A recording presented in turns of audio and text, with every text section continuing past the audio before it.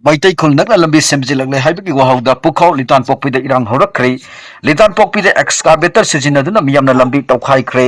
Imphal East District ke Sagomnang Police Station na kuonba pukhaw litan pokpi ge maikaiga thangnabada chingkak laga Kuki singna lambi semjilak le maitai kul naksin na lambi semjilak le haibagi wahawda pukhaw litan pokpida miyamna irang horakre thodok adu ngasi ayu pung 13 rom tarakpada thokibani phawlok nanaba miyamna thawrang tawnarakpada lawbuk kataina na leiriba chingda lambi semba urakpada ge miyamna manak nakpada leiba CRPF ki post chatuna lambi semlak libasi thingnanaba taksin ki pawasina makhatana hai maikai domda lambi sembagi wafam amata leite haina CRPF ki kangbuna miyam aduda thajaba piki adum oinamak singkak liba adudi yanaba ama leitri fawba makhatana thabak tawba yaroi haina thingkre haina pawdam ki